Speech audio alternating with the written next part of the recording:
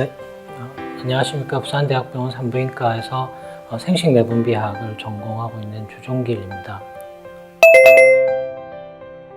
다낭성 난소증후군이라는 것은 사실 역사가 굉장히 오래됐는데 1935년에 스테인과 레벤탈이라는 두 과학자가 월경이 없는 무월경을 보이는 여성에서 여러 가지 무월경 이외에도 유사한 여러 증상이 나타난다라는 것을 처음으로 보고를 했었고요.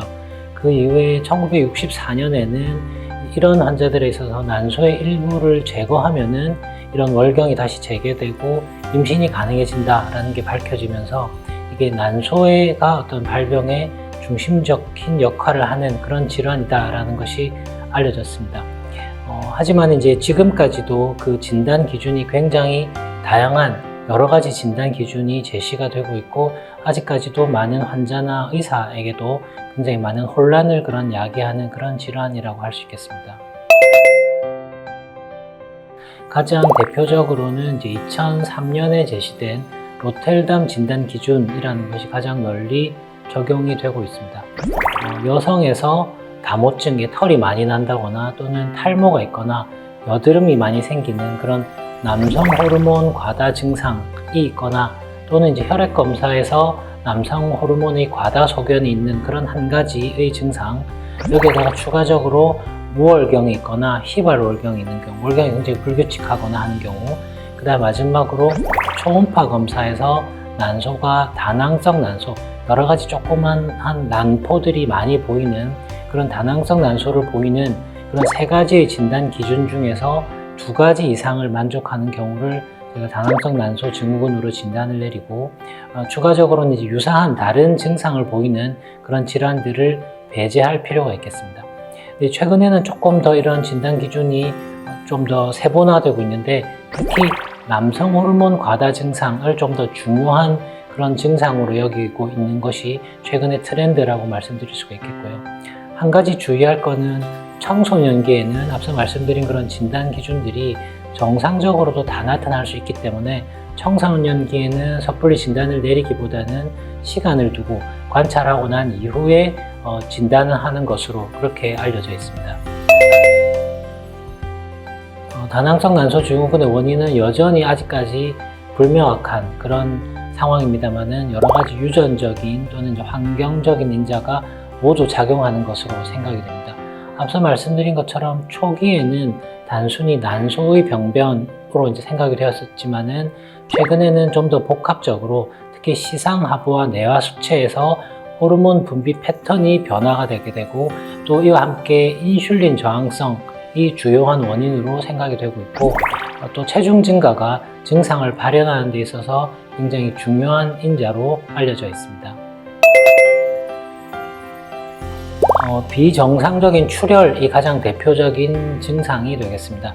만성적으로 이제 배란이 일어나지 않는 만성적인 무배란에 따라서 아예 월경이 없거나 또는 아주 띄엄띄엄 그런 희발월경이 나타나기도 하고, 반대로 이렇게 무배란이 계속 지속되게 되면은 자궁 내막이 계속 증식하게 됨에 따라서 지속적인 출혈의 형태로 증상이 나타나기도 합니다. 그 외에도 남성 호르몬이 과다함에 따라서 팔이나 다리 또는 복부라든지 생식기 주변으로 다모증, 털이 많이 나는 그런 증상을 보이기도 하고, 반대로 머리 쪽에서는 이제 탈모가 나타나기도 하는 것이 널리 알려져 있는 증상이 되겠고, 하지만 이제 이런 탈모나 다모증은 그런 남성 호르몬에 대한 반응이 피부 부위마다 다르기 때문에 이런 증상이 나타날 수가 있는 것이고요.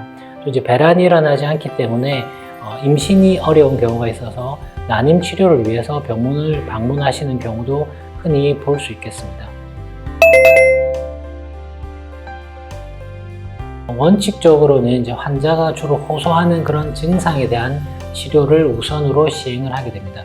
월경이 없는 무월경의 경우에는 호르몬 치료를 통해서 규칙적인 출혈, 규칙적인 월경을 유발하는 것이 필요하겠고, 이거는 장기간의 무월경을 통해서 월경이 없는 경우에는 자궁 내막 증식증, 경우에 따라서는 자궁 내막암까지 유발할 수 있기 때문에 규칙적인 출혈을 유도하는 것이 필요하겠고요. 남성 호르몬 과다의 경우에는 혈중 남성 호르몬을 감소시키기 위해서 그를 통해서 다모증, 탈모 같은 증상을 보전시키기 위해서 이제 약물 치료를 시행을 하는데, 대표적으로는 복합경구 피임제를 복용하도록 합니다. 난임으로 병원을 방문한 경우에는 경구약제를 통해서 배란 유도를 먼저 우선적으로 시행을 하게 되고, 수차례의 배란 유도에도 불구하고 임신이 되지 않는 경우에는 그 다음 단계로 인공수정이라든지 시험관 시술 같은 이런 이제 보조생식술을 시도할 수가 있겠습니다. 앞서 말씀드린 것처럼 체중 증가 또는 비만이 주요한 그런 증상 발현의 인자이기 때문에 적절한 체중 감량도 치료의 주요 포인트가 되겠습니다. 일반적으로는 현재 체중의 한 5% 가량을 이제 감량을 목표로 하고, 실제 이런 체중 감소만으로도 규칙적인 월경이 일어나는 것으로 알려져 있습니다. 장기적인 합병증에 대한 우려도 있는데, 인슐린 저항성이 발병의 주요한 인자이기 때문에 이런 인슐린 저항성은 심혈관 질환이라든지 또는 당뇨병과 같은 대사증후군의 위험이 증가하기 때문에 역시 적절한 체중 유지, 또 건강한 식습관과 더불어서 주기적으로 검진을 시행하는 것이 강조되고 있습니다. 다낭성 난소증후군은 사실 이제 과거 우리나라에는 흔히 볼 수 없었던 질환이었습니다만은, 최근 서구화된 식습관이라든지 비만의 증가로 진료실에서 매우 흔하게 마주하는 그런 질환이 되었습니다. 아직 정확한 병변이 그 병인이 밝혀져 있지는 않지만은 때문에 이제 완치보다는 잘 관리해야 하는 질환이라고 할 수가 있겠습니다. 현재는 약물과 또 보조생식술 등을 통해서 질환이 야기하는 증상을 불편함 없이 잘 관리할 수 있고, 또 건강한 임신과 출산도 얼마든지 가능합니다. 그래서 적절한 운동, 또 건강한 식이습관과 생활습관을 통해서 장기적인 합병증도 잘 관리할 수 있는 질환이라고 말씀드릴 수 있겠습니다.